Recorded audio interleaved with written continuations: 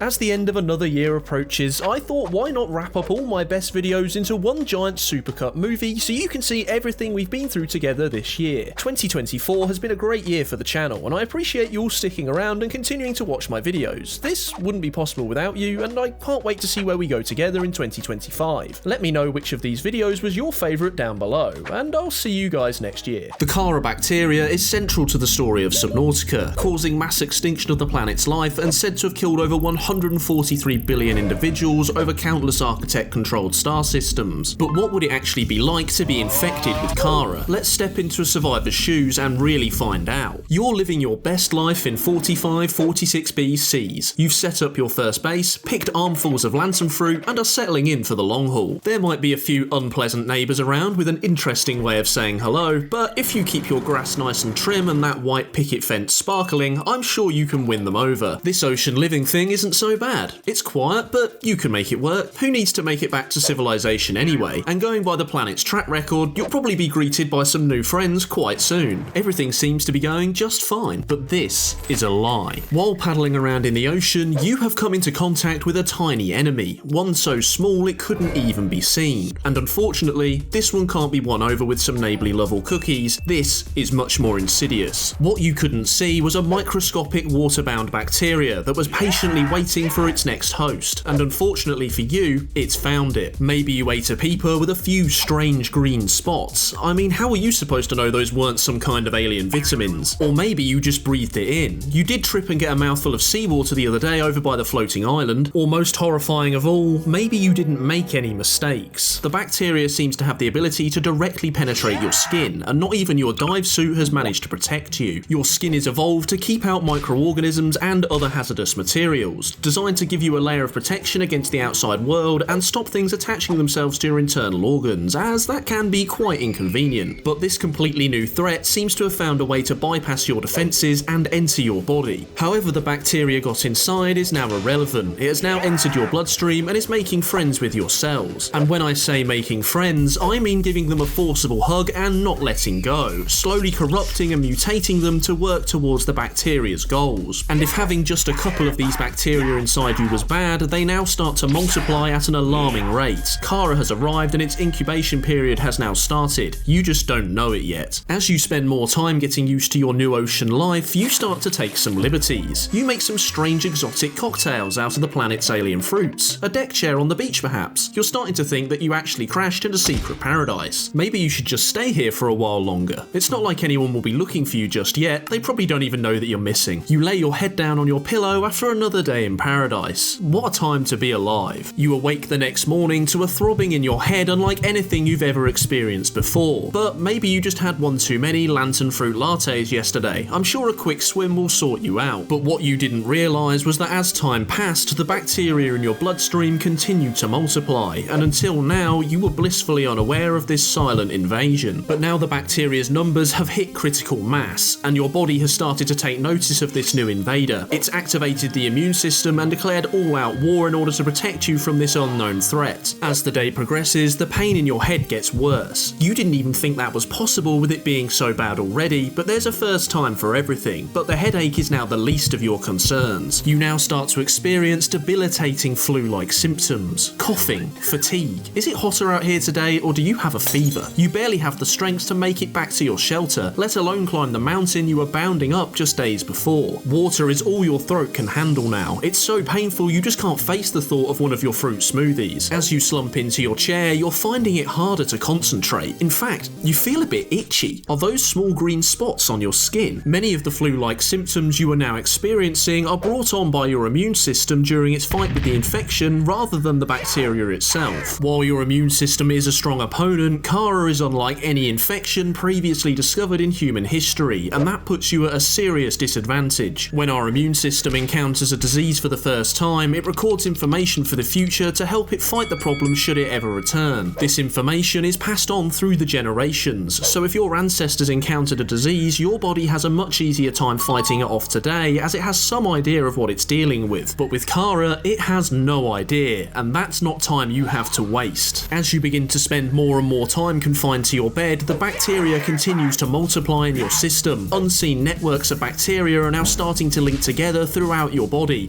rapidly increasing the speed at which your cells begin to mutate. Your immune system continues to fight, but it's starting to get overwhelmed. These mutated cells are what are forming the glowing green lesions on your skin and in your veins, with the spots growing ever larger and brighter as the infection takes a stronger hold on your body. Any cells that are lucky enough not to be mutated are broken down and absorbed by the bacteria to fuel its war effort, depriving you of vital bodily functions. After spending days doing the bare minimum to ensure your survival, you suddenly feel a surge of energy inside you. Maybe you're finally starting to overcome the infection and get back to normal. No, wait, you don't feel better at all. You just feel angry, really angry, and you decide to take your frustration out on the nearby vending machine. You're not sure that was very productive, but hey, you sure showed him. Who was he to keep all those sweet treats hidden behind that glass from you anyway? It seems the infection can cause an increase in aggressive behaviour. The biting fever and throbbing headaches in combination with cell mutation could be enough to drive you mad. Maybe that's why you decided to destroy the vending machine. But you're not mad. Don't be so ridiculous. And anyway, he deserved it. It's a good job you're alone in here, as living in an underwater habitat with other people and plenty of sharp objects would be a recipe for disaster right now. But while you might think this is the nightmare scenario, things are about to get a whole lot worse. As when 4546b comes to play, it doesn't hold back, and the physical and mental symptoms of your current predicament are not the only thing you have to worry about. You peer out of the window to see a strange purple biomechanical life form sporting two large claws. This Frankenstein's monster is the result of splicing together a number of unknown creatures, copious amounts of mechanical body parts, and some of 4546b's native life forms. With this finely balanced mix designed to make the perfect hunter of anyone or anything that has the misfortune to be infected with Kharaa. From the moment you became infected, you became a target, and now it's found you. The alien race that was studying Kharaa, known as the Architects, were pretty strict about their quarantine procedures, so they created the Warpers to dispose of anything infected on the planet in order to stop the disease from spreading. While peering at the creature, it seems to disappear into thin air. Where did it go? Are you starting to see things? Moments later, it reappears at the other end of your base. It seems the creature also has the ability to teleport, but hopefully you should be safe in here as long as you don't go outside.